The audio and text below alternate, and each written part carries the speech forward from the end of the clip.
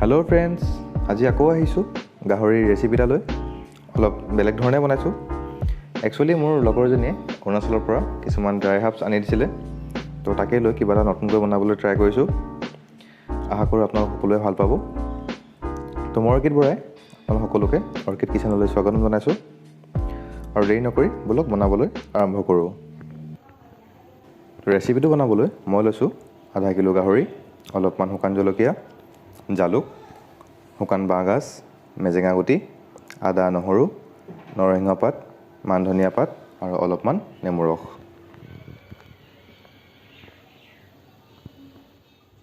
তো প্ৰথমে মই শুকান জলকীয়াখিনি অলপ দেৰিৰ কাৰণে গৰম পানীত তিয়াই ৰাখিম। যিহেতু ৰেচিপিটো মই ৰ'ষ্টেড গাহৰিৰ সৈতে বনাম, তো প্ৰথমে মই গাহৰিখিনি অলপ ডাঙৰ ডাঙৰকৈ কাটি লৈছোঁ। ৰ'ষ্ট কৰাৰ পিছত আকৌ সৰু সৰুকৈ কাটি ল'ম।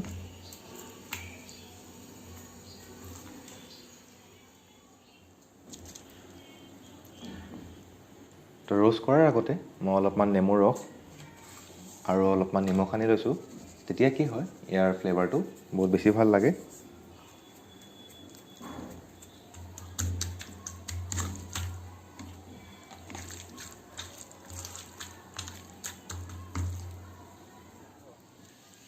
Say hi.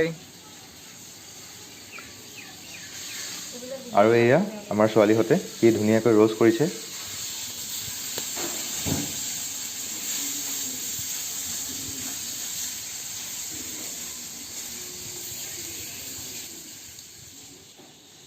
মাংসৰ বাৰ্ণিং কালাৰটো দেখিছেনে? একদম দেখিয়ে খাওঁ খাওঁ লগা। আৰু অলপ বাকী আছে, সেইখিনিও কৰি ল'ব লাগিব। মাংসখিনি মই বেছি দেৰি ৰ'ষ্ট নকৰোঁ, 40% মান ৰ'ষ্ট কৰিম, তাৰপিছত নমাই থৈ দিম।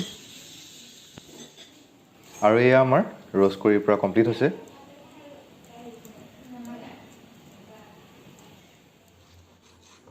এতিয়া মই মাংসখিনি ধুনীয়াকৈ সৰু সৰুকৈ কাটি ল'ম।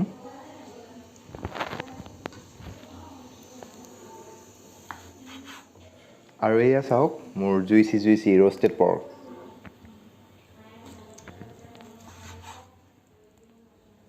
শুকান জলকীয়াখিনিত মই অলপমান নহৰু আৰু কেইখিলামান নৰসিংহ পাত দি এটা পেষ্ট বনাই ল'ম।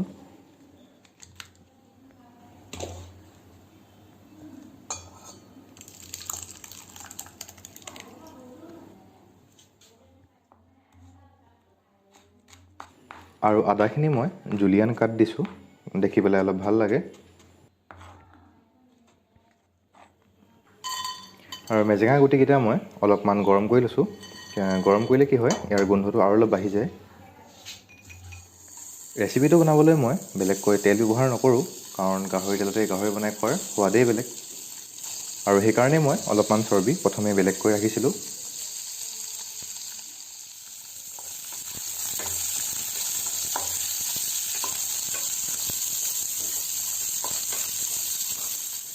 মিডিয়াম ফ্লেমত 5 মিনিটমান ভজাৰ পিছত এয়া চাওক মাংসখিনিৰ পৰা কি ধুনীয়াকৈ তেল ওলাবলৈ ধৰিছে।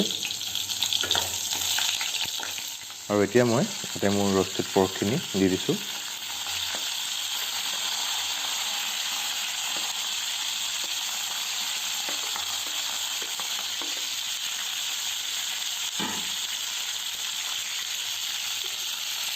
আৰু এতিয়া দুইখিনি অলপ দেৰি ভাজি ল'ম মই।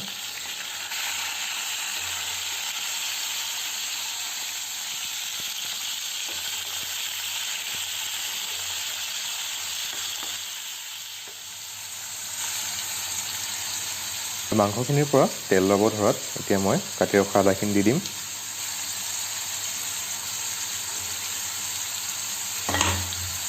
আৰু আকৌ অলপ সময়ৰ কাৰণে এইখিনি ভাজি ল'ব লাগিব।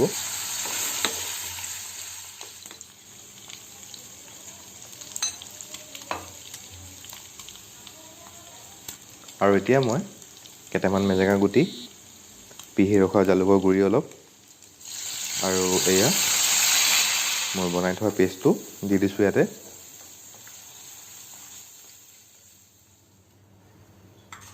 প্ৰায় আধা চামুচমান নিমখ দি দিছোঁ। আৰু এতিয়া ভালদৰে মিক্স কৰি প্ৰায় 7-8 মিনিটৰ বাবে মই ইয়াক মিডিয়াম ফ্লেমত ঢাকি ৰাখি দিম।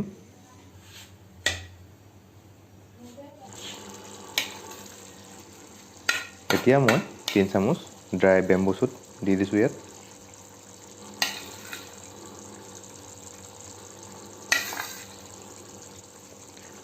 অলৰেডি মাংসখিনিৰ পৰা বহুত ধুনীয়া গোন্ধ এটা আহিছে। এতিয়া মই ইয়াত ড্ৰাই বেম্বু শ্বুটো দি দিছোঁ, পিছলৈ আৰু ধুনীয়া গোন্ধাব।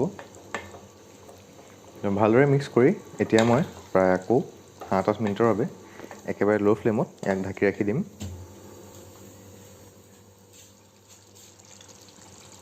আৰু এয়া চাওক, মোৰ পোৰা মাংস, মেজেঙা আৰু ড্ৰাই বেম্বু শ্বুটৰ যি এক ৰেচিপি বনাইছিলোঁ প্ৰায় কমপ্লিট হৈছে।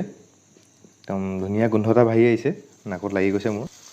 নমোৱাৰ আগে আগে মই এখিলা মান ধনিয়া পাত দি গেছটো অফ কৰি দিলোঁ। আৰু এনেদৰে মোৰ আজিৰ ৰোষ্টেড পৰ্কৰ ৰেচিপি ৰেডি হৈ গ'ল।